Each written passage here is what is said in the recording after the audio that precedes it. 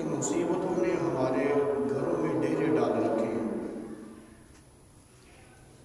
کوئی اس غم میں ہے کہ اولاد نہیں ہے، یہ ایک غم ہے کہ ہمارے پاس اولاد نہیں۔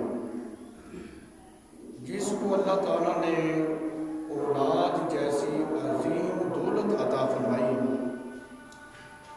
وہ اس غم میں نظر آتا ہے اولاد تو ہے لیکن نافرمان ہے، نافرمانی کرتی ہے۔ کسی کو کوئی غم ہے، کسی کو کوئی۔ اللہ اکبر، پریشانی ہے۔ بعض ایسے لوگ ہیں جو ہنستے مسکراتے چہروں کے ساتھ ملتے ہیں، لیکن جب ان کے ساتھ تنہائی میں بیٹھا جاتا ہے، تنہائی میں جب ان کے ساتھ وقت گزارو تو ان کے پاس بھی ایک غم کی لمبی لسٹ ہوتی ہے۔ لگتا یوں ہے، محسوس یہ ہوتا ہے کہ ہر بندہ ہی پریشانی اور غم میں مبتلا ہے۔ تو ان پریشانیوں کا اور ان دکھوں کا حل کیا ہے؟ اللہ اکبر، ہم جو لوگ دائیں بائیں ادھر ادھر ہو رہے ہیں یہ درست نہیں۔ اللہ تعالیٰ نے ہر غم کا علاج قرآن میں ذکر کیا ہے۔ الا بذکر اللہ تطمئن القلوب، فرمایا کہ خبردار، یعنی تنبیہ کر رہا ہے اپنے بندوں کو اللہ تعالیٰ کہ دلوں کا سکون، دلوں کا اطمینان وہ اللہ کے ذکر میں ہے۔ یہ ایک واحد حل اور واحد علاج ہے ہر پریشانی کا اور ہر دکھ کا کہ بندہ اللہ کا ذکر کرے۔ اس ذکر سے قلب کو، دل کو اطمینان اور سکون حاصل ہو جاتا ہے۔ میر سید شریف جرجانی انہوں نے لکھا ہے، یہ جو دل ہوتا ہے نا، دل جب یہ دل سیاہ ہو جائے، کالا ہو جائے، جس کا دل سیاہ ہو اس کے قدموں میں تم دنیا کی تمام نعمتیں ڈال دو، اس کو قلبی سکون نہیں ملے گا۔ کیوں؟ دل سیاہ ہے، دل کالا ہو چکا ہے۔ اب جتنی بھی نعمتیں اس کو مل جائے اس کو اطمینان نہیں ملے گا، دل کا سکون نہیں ملے گا، دل کا چین نہیں حاصل ہوگا۔ میر سید شریف جرجانی فرماتے ہیں کہ جس کا دل روشن ہو، جس کا دل جو ہے سیاہ نہیں بلکہ روشن ہے، کہتے ہیں کہ دنیا کی ساری مصیبتیں بھی اس پہ آن پڑے نا، پھر بھی اس کا دل مطمئن رہتا ہے، قلبی سکون اس کو دائمی طور پر میسر رہتا ہے۔ تو پتہ چلا ہر شے کا علاج، ہر پریشانی کا علاج یہ ہے کہ دل مطمئن رہے۔ اور دل کس سے مطمئن رہے گا؟ وہ اللہ تعالیٰ نے قرآن میں ذکر کر دیا۔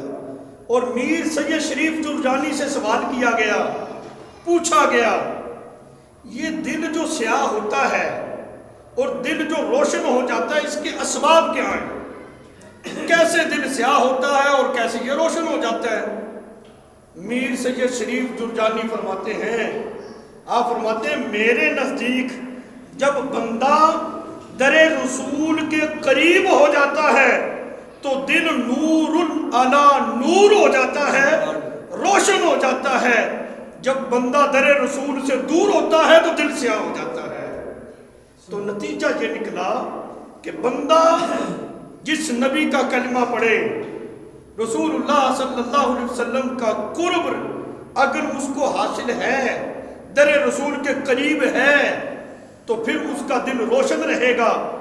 اب دنیا کی تمام مصیبتیں بھی اس پر آن پڑے نا، وہ پھر بھی مطمئن رہتا ہے، پھر بھی مسکراتے چہرے کے ساتھ ملے گا، مطمئن ہوگا۔ اس کی مثال قبلہ امیر المجاہدین ویل چیئر والا بابا خادم حسین رضوی رحمۃ اللہ علیہ، ان کا عرس بھی ہے، یہ 19، 20، 21 ان 3 تاریخوں میں اللہ تعالیٰ توفیق دے تو ضرور شرکت کریں. وقت کے ولی، وقت کے کلندر کتب، اللہ تعالیٰ ان کے مزار پہ کروڑوں رحمتوں کا نزول کرے. دنیا کی مصیبتیں جمع ہو کر سارے کفر نے اس کو پکڑا، جھنجھوڑا، ساری مصیبتیں ان پر آن پڑی.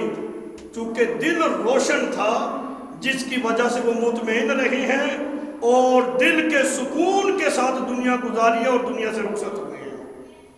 یہ ایک مثال ہمارے پاس ہے. ہاں دل سیاہ ہو جائے پھر جتنی بھی نعمتیں بندے کے پاس ہوں یہ دل کا سکون اس کو نہیں ملتا.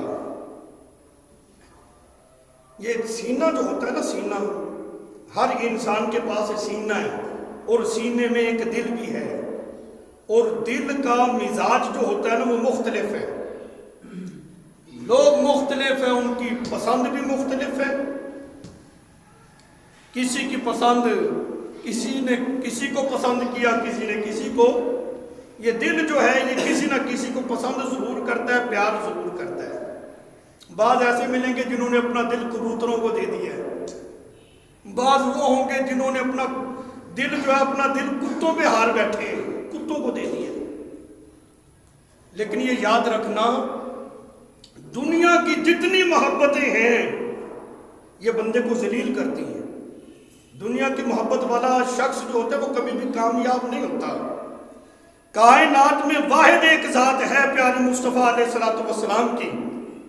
جب اس سینے میں، اس دل میں رسول اللہ صلی اللہ علیہ وسلم کا پیار آ جاتا ہے نا، بندہ دنیا میں بھی کامیاب ہو جاتا ہے، میدان محشر میں بھی کامیابی اسی کے قدم چومے گی.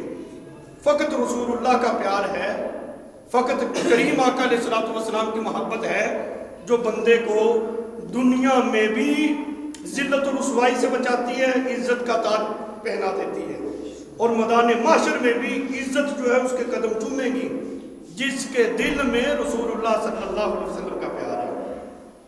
اللہ تعالیٰ نے ساری کائنات محبوب کے لیے بنائی ہے تو یہ دل بھی دھڑکنا حضور کی محبت میں چاہیے. اگلی بات بڑی لطف والی ہے. اللہ تعالیٰ نے قرآن پاک میں ارشاد فرمایا کلو نفس ذائقۃ الموت، کہ ہر جاندار شے نے موت کا ذائقہ چکھنا ہے. یہ جو ایک فلسفہ ہے نا موت کا، اور یہ جو ذائقہ کیا چیز ہے، اس پہ آپ نے غور کرنا ہے. اس پہ اگر آپ نے غور کر لیا، سمجھیں، اس آج کے خطبے کا حق ادا ہو جائے گا. ہر جاندار شے نے موت کا ذائقہ چکھنا ہے. مجھے یہ بتائیں، یہ جو شور مچاتے ہیں لوگ، یہ موت سے ڈرتے کیوں نہیں؟ ان کو ہو کیا گیا ہے، ان کو موت سے ڈر نہیں لگتا؟ میں نے کہا کیوں بھائی، مسلمان موت سے کیوں ڈریں؟ وہ غزہ کے مجاہدین جو اسرائیل کے سامنے ڈٹ کے کھڑے ہیں، کہتے ہیں ان کو موت سے ڈر نہیں لگتا. میں نے کہا انہوں نے کلمہ رسول اللہ کا پڑھا ہے، یہ موت سے کیوں ڈرے؟ اسلام میں ہے کہ ہر جاندار شے نے موت کا ذائقہ چکھنا ہے. مجھے یہ بتاؤ، موت نے ہمارا ذائقہ چکھنا ہے یا ہم نے موت کا ذائقہ چکھنا ہے؟ او بھائی، موت کو ہم نے کھانا ہے، موت ہمیں نہیں کھائے گی. شاہ صاحب نے بکری کھڑی ہو اور شیر مقابلے میں آ جائے، مجھے یہ بتاؤ ذائقہ شیر نے چکھنا ہے نا بکری کا، تو ڈرنا کس کو چاہیے، بکری کو یا شیر کو؟ جس نے ذائقہ چکھنا ہے نا وہ نہیں ڈرتا، جس کو کھایا جا رہا ہے وہ ڈرتا ہے. بکری کو ڈرنا چاہیے. بلا تمثیل سمجھو، اللہ قرآن میں فرما رہا ہے کلو نفس ذائقۃ الموت، ہر جاندار شے نے موت کا ذائقہ چکھنا ہے. چکھنا ہم نے ہے موت کا ذائقہ، موت نے ہمارا نہیں. ہم کیوں ڈرے بھائی؟ مسلمان موت سے اس لیے تو نہیں ڈرتا نا، اور نہ ہی اس کو ڈرنا چاہیے. اور مسلمان کے دل میں موت کا خوف ہوتا ہے نہیں، بلکہ اس کے دل میں شہادت کا شوق ہوتا ہے. یہی ایک وجہ ہے. اور اگلی بات بہت زیادہ لطیف ہے. کہتے ہیں کہ پھر جو مسلمان ہیں، بعض جو مسلمان ہیں وہ موت سے ڈرتے کیوں ہیں؟ ٹھیک ہے، ایسے مسلمان ہیں جو موت سے نہیں ڈرتے. ٹھیک ہے کہ انسان نے ذائقہ چکھنا ہے، موت نے انسان کا نہیں. تو پھر جو بعض مسلمان ہوتے ہیں وہ کیوں موت سے ڈرتے ہیں؟ ہمارے بزرگ فرماتے ہیں ڈرتا موت سے وہ ہے جس کی تیاری نہ ہو. جس نے موت کی تیاری نہیں نہ کی، جس کی آخرت کی تیاری نہیں ہے، وہ ڈرتا ہے. جس کی تیاری ہو اس کی پوزیشن پتہ کیا ہوتی ہے؟ جس کی تیاری صحیح ہے وہ پہلے مدینہ چھوڑتا ہے. بات توجہ سے سننی ہے. جس کی تیاری ہو وہ پہلے مدینہ چھوڑتا ہے، پھر مکہ چھوڑتا ہے، کربلا کے میدان میں 3 دن تک بھوکا پیاسا بھی رہتا ہے، پھر سر جب نیزے کی نوک پہ چڑھ جائے تو قرآن بھی سناتا ہے. یہ ہے تیاری بھائی. جس کی تیاری ہو وہ کہاں ڈرتا ہے؟ وہ تو نیزے کی نوک پہ بھی قرآن پڑھ کر سناتا ہے اور کہتا ہے کہ دیکھو جو جان رسول اللہ کی وفاداری میں جاتی ہے نا وہ سر کٹنے کے بعد بھی زندہ ہی رہتا ہے، وہ کبھی نہیں مردہ ہوتا. ڈرے وہ جس کی تیاری نہیں ہے، جو اپنی قبر کو یاد رکھتا ہے اور جس کا عقیدہ اور ایمان یہ ہے کہ دنیا پہ آیا اور جانا بھی ہے اور اپنے اعمال صالحہ کے ساتھ ہم نے جانا ہے. اس کو ڈرنے کی کوئی ضرورت نہیں ہے، بس تیاری اچھی ہونی چاہیے. یہ جو ایک نظریہ ہے نا، یہ جو کہا جاتا ہے بندہ مر گیا کہانی مک گئی، سلسلہ ختم ہو گیا، مر کے مٹی ہو جاتا ہے، اب کچھ بھی نہیں ہے، یہ اسلام کی تعلیمات نہیں. اسلامی نظریہ، اسلامی تعلیمات کیا ہیں؟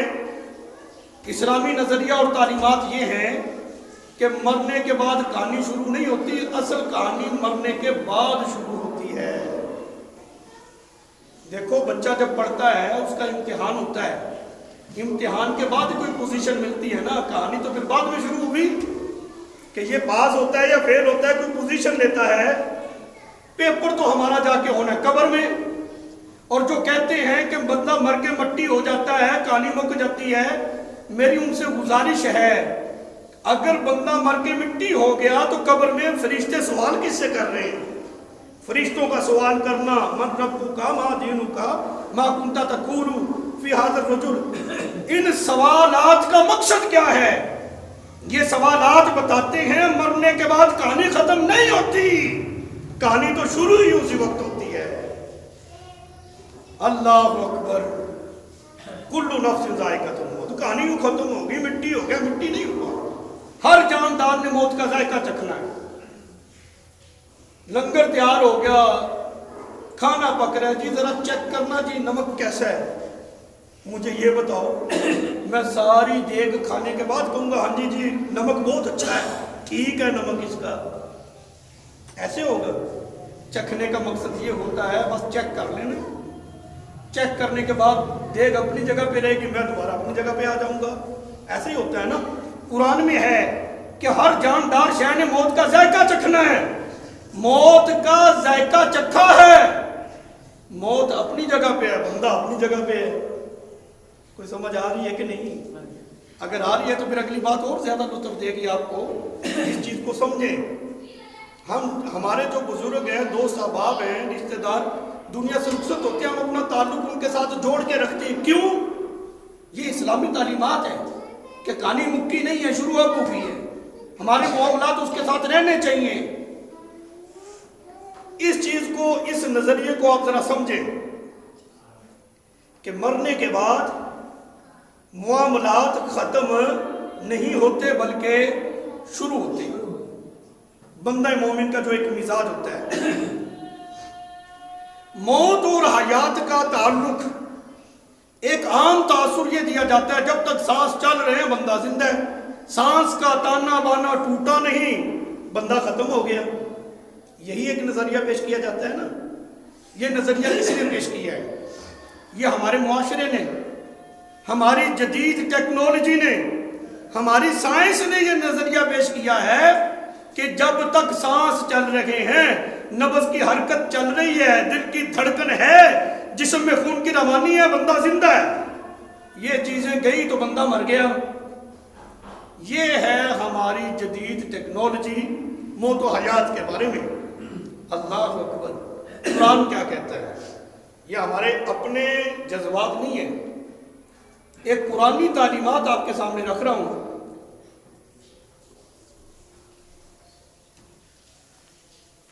ایک قرآنی نظریہ کہ قرآن کون سا نظریہ جو ہے وہ اپنے ماننے والوں کو دے رہا ہے۔ اللہ اکبر۔ ابو جہل اینڈ کمپنی، سرکار علیہ السلام نے اسلام کی دین کی دعوت دی، انہوں نے بدتمیزی والا انداز اپنایا۔ اللہ تعالیٰ نے فرمایا انکا لا تسمع الموتى، کن سے بات کر رہے ہو؟ مردے ہیں، سانسیں چل رہی ہیں، نبض کی حرکت ہے، دل کی دھڑکن ہے، جسم میں خون کی روانی ہے۔ قرآن کیا کہہ رہے ہیں؟ کیا نظریہ ہے؟ مردے ہیں، کن سے بات کر رہے ہو؟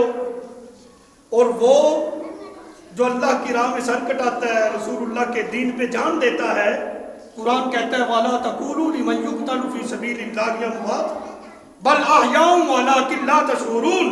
جو اللہ کی راہ میں مارے جائیں، دنیا سے جائیں، انہیں مردہ نہ کہو، وہ زندہ ہیں۔ او بھئی، سانسوں کا آنا جانا تو کوئی نہیں، نبض کی حرکت تو نہیں ہے، منو من مٹی کے نیچے آکسیجن کوئی نہیں، جسم میں خون کی روانی کوئی نہیں، دل کی دھڑکن کوئی نہیں۔ قرآن کہتا ہے یہ تمہارے اصول ہیں، پیدا کرنے والا رب کہتا ہے زندہ ہے، لیکن تم اس کا شعور نہیں رکھتے۔ تو پتہ چلا اسلامی تعلیم، قرآنی نظریہ زندہ اور مردہ کے بارے میں کیا ہے؟ وہ یہ ہے کہ جب ہم دونوں آیتوں کو ملائیں گے کہ قرآن قبر والے کو زندہ کہہ رہا ہے اور چلتے پھرتے کو مردہ کہہ رہا ہے، پتہ یہ چلا کہ جو رسول اللہ کا وفادار ہے وہ زمین کے اوپر ہو تب بھی زندہ ہے، زمین کے پیٹ میں چلا جائے پھر بھی زندہ ہی ہوتا ہے، اور جو غدار ہے وہ زمین کے اوپر بھی مردہ ہے، بیچ میں چلا جائے پھر بھی مردار ہی ہوتا ہے۔ یہ ہے اسلامی نظریہ، کہانی مکنے کا نام یہ نہیں ہے۔ اگلی بات میں نے پچھلے جمعے پہ بھی یہ آپ کو ذکر کیا تھا کہ ہماری اسی جامع مسجد میں شعبہ حفظ القرآن کا آغاز ہو گیا ہے۔ قرآن سے بڑی کوئی دولت نہیں ہے، واحد چیز علم ہے جو انسان سے وفاداری کرے گا اور یہ ساتھ قبر میں بھی اترے گا۔ باپ بیٹے کا کیسا تعلق ہے؟ ماں بیٹے کا، ماں کا بیٹی کے ساتھ کیسا تعلق ہوتا ہے؟ دوستوں کا، جو ایک پل بھی جدائی برداشت نہیں کرتے، لیکن جب مر جائے تو قبر میں اکیلا ہی اترتا ہے، کوئی بھی ساتھ نہیں جاتا۔ زیادہ یہ ہے کہ فاتحہ پڑھ کر واپس آ جائیں گے۔ علم ایک ایسا وفادار ساتھی ہے کہ جب انسان اس کو حاصل کر لیتا ہے تو یہ قبر میں بھی ساتھ ہی اترتا ہے بندے کے۔ اللہ، تو قرآن سے بڑھ کر کائنات کی کوئی کتاب نہیں ہے۔ خود بھی پڑھو، اپنے بچوں کو بھی اس دولت سے ان کے سینوں کو روشن کرو۔ دوسری بات یہاں پر، چونکہ ایک شعبہ یہاں پر شروع ہوا، اللہ تعالیٰ ہمیں یہ توفیق دے، اللہ تعالیٰ ہمارے وہ جذبات بنائے کہ ہمارے اندر یہ شوق پیدا ہو کہ پیدا کرنے والے رب کے کلام کو ہم اپنے بچوں کے سینوں میں محفوظ کریں۔ یہ رب کا کلام ہے نہیں کہ جس کا دل چاہے نا کہ میں اپنے رب سے باتیں کروں، بزرگ فرماتے ہیں اس کو چاہیے وہ قرآن کھول کر بیٹھ جایا کرے، تلاوت کرے۔ یہ رب کا کلام ہے، یہ باتیں ہو رہی ہیں۔ تلاوت قرآن ایک ایسی چیز ہے کہ جب بندہ قرآن کی تلاوت شروع کر دیتا ہے نا، اللہ تعالیٰ اس کے تمام معاملات کو خود حل کرنا شروع کر دیتا ہے۔ آسانیاں، سب سے بڑا وظیفہ اللہ کا قرآن ہے، لہذا ہر گھر میں اس قرآن کی تعلیم عام ہو جانی چاہیے۔ بچہ بچہ قرآن کا قاری ہو، حافظ ہو، بچیاں بھی قرآن پڑھیں، گھروں میں جہاں سے مطلب گلی سے گزرے مزہ آ جائے، جہاں سے گزرو گھر سے قرآن پڑھنے کی تلاوت کی آواز آئے، مسلمان ہیں۔ اس نظام کو ہم نے خود بدلنا ہے، کسی اور نے آ کر نہیں بدلنا ہے۔ اچھا، میں جو بات کر رہا تھا میں اس کو ذرا آگے بڑھاؤں۔ حضرت عمر بن خطاب رضی اللہ تعالیٰ عنہ کا دور خلافت ہے۔ زمانہ حضرت عمر بن خطاب کا ہو، پھر آپ کو پتہ ہے فیصلے کیسے ہوتے ہیں۔ ایک نوجوان، بڑی مشہور روایت ہے، جی چاہتا میں وہ ذکر کروں، شراب کا عادی ہے، پیتا بھی ہے، پلاتا ہے، فروخت بھی کرتا ہے، بناتا بھی ہے۔ گرمیوں کے دن نے شراب کی بوتل تیار کی، بغل میں لی، اوپر چادر کر کے جا رہے ہیں۔ سامنے ٹاکرا ہو گیا حضرت عمر بن خطاب خلیفہ وقت امیر المومنین سے، کہو کدھر ادھر آ۔ فوراً دل میں کھٹکا، عمر کا سامنا ہو گیا ہے، اب بچنے والا کوئی نہیں، یہ نہیں چھوڑیں گے، یہ سر آج اترے ہی اترے۔ کہا یار اتنی گرمی ہے، خیر ہے، اوپر تم نے چادر لی ہوئی، اتار اس کو۔ کدھر؟ ادھر جی۔ اور کدھر؟ اتنی گرمی ہے، چادر اتار۔ اس نوجوان بندہ توبہ کرے نا تو اللہ تعالیٰ کتنی جلدی قبول کرتا ہے۔ نوجوانوں سے میری گزارش ہے وہ ذرا پلٹے، جیسی کیسی زندگی گزری ہے گزر گئی، اب پلٹ آؤ یار، چھوڑو۔ اس نوجوان نے فوری طور پر توبہ کی کہ مولا آج عمر سے بچا، آئندہ توبہ نہ تو بناؤں گا، نہ پیوں گا، نہ فروخت کروں گا، میں نہیں اس لعنت کے قریب لگتا، آج بچا لے۔ چادر اتری، وہ ڈھکن بوتل کا جب نظر آیا نا، کیا مولا آج بچا لے۔ اب روایتیں ہیں ذرا مختلف، جہاں تک میں نے ریسرچ کی ہے زیادہ روایات میں آیا ہے کہ وہ سرکہ تھا، تو وہ شراب اسے توبہ کی نا مولا آج بچا لے، وہ بوتل کھلی تو کہتے ہیں یہ سرکہ تھا، زیادہ روایات یہ۔ اور جو مشہور ہے عام طور پر بیان کی جاتی وہ ہے دودھ والی، تو وہ دودھ بن گیا تھا۔ میں نے چیک کیا ہے کہ ایک روایت میں دودھ کا بھی ذکر آیا ہے، چلے ہم وہی کر لیتے ہیں جیسے مشہور ہے، دونوں میں نے بتا دی۔ زیادہ کثرت کے ساتھ سرکے کا ذکر آیا ہے، سرکہ بن گیا، دودھ بھی بنا۔ فرمایا کیا ہے یہ؟ ڈرتے تھے، جی دودھ ہے، کھول اس کو۔ جیسے بوتل اس نے باہر نکالی ہے، اللہ کی رحمت سے وہ شراب نہیں بلکہ دودھ بن گیا تھا۔ کمال نہیں ہو گئی، دودھ بن گیا۔ وہ نوجوان خود حیران رہ گیا۔ حضرت عمر بن خطاب رضی اللہ تعالیٰ عنہ فرمانے لگے، وہ یہ دودھ ہی تھا تو پھر چھپانے کی ضرورت کیا تھی؟ بات پھر دوبارہ وہیں پہ آ گئی، شک تو وہیں پہ کھڑا ہے، وہ یہ دودھ تھا تو نے چھپایا کیوں؟ ابھی اتنی بات کی تھی، اللہ تعالیٰ نے، ایک لفظ ہوتا ہے محدث، ایک لفظ ہوتا ہے محدث، جو روایت کے الفاظ میں اس لیے اس کی معنی تبدیل سمجھا رہا ہوں۔ محدث کہتے ہیں حدیث کو جو جاننے والا ہوتا ہے، اس کو محدث کہتے ہیں۔ پڑھانے والے کو شیخ کہتے ہیں، جیسے کہتے ہیں شیخ الحدیث، مطلب حدیث کو پڑھانے والا۔ محدث یعنی یہ لفظ یہاں پر استعمال ہوا ہے القاء کے معنی میں۔ اللہ تعالیٰ نے حضرت عمر بن خطاب رضی اللہ تعالیٰ عنہ کے دل پہ القاء کیا، او میرے بندے کو سوال کر کے شرمندہ نہ کر۔ رب کیا فرما رہا ہے؟ عمر تو نے بوتل چیک کر لی نا، دودھ ہی ہے، اب مزید سوال کر کے میرے بندے کو پریشان شرمندہ نہ کر۔ حضرت عمر بن خطاب رضی اللہ تعالیٰ عنہ سمجھ گئے یہ مسئلہ کوئی ہے، کہنے لگے یار وہ بات سن، میں سمجھ گیا ہوں جو معاملہ ہے۔ نوجوان کہنے لگے عمر کیا سمجھا ہے؟ کہنے لگے میں سمجھ گیا ہوں تیری توبہ قبول ہو گئی ہے، چل یار توبہ تو ہو گیا، میرا بتاؤ نا مسئلہ کیا تھا؟ وہ نوجوان کہنے لگا توبہ قبول ہو گئی، میں اللہ کا شکر ادا کرتا ہوں، جو گناہ میرے رب نے تجھ پہ ظاہر نہیں کیا میں کیوں کروں، میں بھی نہیں کرتا۔ اس روایت سے ایک سبق، ایک نتیجہ میں لینا چاہتا ہوں، وہ یہ ہے کہ جب رب اپنے بندوں پہ پردے ڈالتا ہے نا تو ہم کس کے بندے ہیں؟ اللہ کے نا۔ تو کیا ہمارا یہ مزاج نہیں ہونا چاہیے کہ رب یہ پسند کرتا ہے کہ میرے بندوں پہ پردہ رہے؟ ہمیں بھی چاہیے کہ مخلوق خدا کی پردہ دری جو ہے وہ رہنے دیا کریں، پردہ فاش نہ کیا کریں۔ ایک بات، دوسرا سبق جو اس روایت سے ہمیں مل رہا ہے وہ یہ ہے کہ انسان جب دنیا کی بازی ہار جائے نا، جب موت اس کی آنکھوں میں آنکھیں ڈال لے، بچنے کا کوئی راستہ نہ ہو، یہ روایت ہمیں سبق دے رہی ہے بندہ اس وقت بھی پلٹ آئے نا اپنے رب کی طرف, رب پھر بھی مہربانی فرما ہی دیتا ہے. اللہ کتنی سنگین اس کی نافرمانیاں تھیں, کیسے نشے کے اندر دھوتے رہنے والا بندہ تھا, لیکن جیسے توبہ کی رب نے اپنے بندے کی توبہ بھی کی اور اس کو بچا بھی لیا. کہاں شراب اور کہاں دودھ, زمین آسمان کا فرق ہے, لیکن رب نے اس کو دودھ ہی بنا دیا. لیکن ٹائم چونکہ ہو چکا ہے, ایک پیغام اور میسج آج کے جمعے کے حوالے سے یہ ضرور آپ لے کر جائیں.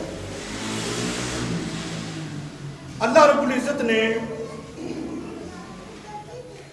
اس سارے سسٹم کو, یہ جو ایک کائنات ہے, ایک دنیا ہے, اللہ تعالیٰ نے یہ جو جہان بنایا ہے, اس کی معلومات, اس کی ترتیب, اس کا نظام اللہ تعالیٰ نے اپنے کلام میں رکھا, کلام الہی, جس کا نام ہے آخری آسمانی کتاب قرآن.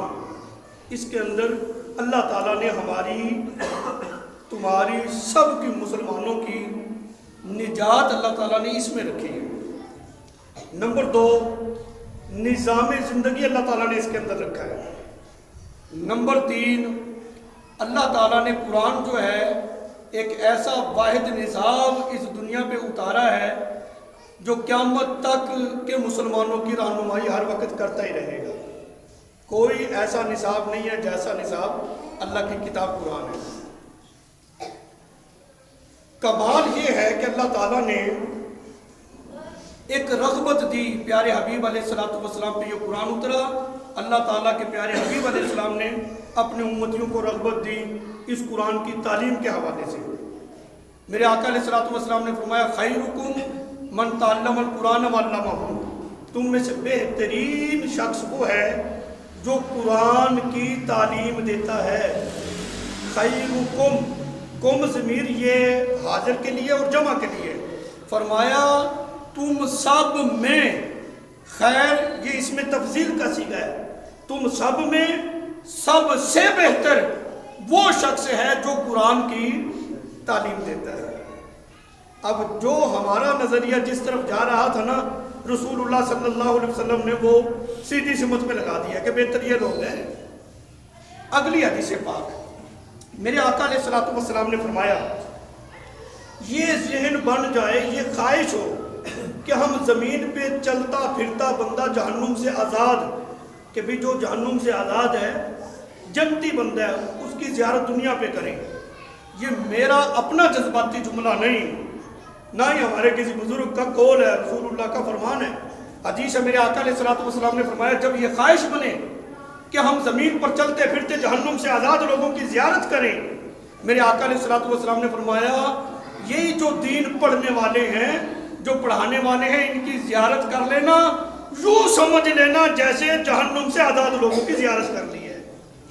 وہ بچہ جو ابھی تعلیم قرآن کا آغاز کیا ہے, پہلا انعام رب کی طرف سے یہ اس کو دیا جا رہا ہے. میرے آقا نے فرمایا کہ اللہ نے ان کو جہنم سے آزاد کر دیا ہے. تیسری حدیث پاک مزید آپ کو لطف دے گی, ٹائم چونکہ مکمل ہو گیا ہے. یہ ایک میسج ہے اس حوالے سے کہ یہاں پر شعبہ حفظ القرآن کا آغاز ہوا ہے. زیادہ سے زیادہ رغبت کریں, نوبت یہاں تک آ جائے ہم کہیں یار تعداد بہت زیادہ ہو گئی ہے, پڑھانے والا استاد ہمارے پاس ایک ہے, اب مزید ہمارے پاس گنجائش کوئی نہیں, دعا کرو اللہ کوئی سبب بنائے. نوبت یوں پہنچنی چاہیے نا جی, مزہ آ جائے کہ واقعی بھی اللہ کے قرآن کے ساتھ پیار ہے اور اتنی رغبت ہے پڑھنے پڑھانے والوں کی اور بچوں کی. میرے آقا علیہ السلام نے فرمایا کہ یہ جو دین پڑھنے والے ہوتے ہیں نا, اگر یہ پڑھتے پڑھتے ابھی تعلیم مکمل نہیں ہوئی, دنیا سے جا بسے, دنیا سے چلے گئے, یہ سلسلہ رکے گا نہیں. پہلے زمین کے اوپر پڑھ رہے تھے, اب جب یہ قبر میں چلے جائیں گے تو اللہ تعالیٰ فرمائے گا حساب کتاب کر لینا, پہلے اس کی تعلیم تو مکمل کرو نا جی. مزہ نہیں آ جائے گا یار. زندگی کا ایک ایک فعل, ایک ایک کام یہ لکھا جا رہا ہے. یہ دائیں بائیں فرشتے بیٹھے, ان کا کام کیا ہے؟ یہی کام ہے, ہر بندے کو نوٹ کر رہے ہیں کہ یہ کس وقت میں کیا کرتا ہے. دائیں کندھے والا نیکی لکھ رہا ہے, بائیں والا गुनाह लिख रहा है। ऐसे ही है ना, अगर वो रजिस्टर क़यामत के दिन खुलेंगे, उसमें ये दाएं करने वाला लिखेगा इस वक्त इसने सोचा था मैं अपने बच्चे को कुरान पढ़ाऊंगा, इस वक्त ये अपने बच्चे को मस्जिद में लेकर आया था, इस वक्त इसके बच्चे ने बैठकर पढ़ा था, ये वो है जिसने वसीयत कर दी थी कि मेरा बच्चा अगर हो जाए मैं दुनिया पे रहूं ना रहूं, इसको तूने कुरान ही पढ़ाना है।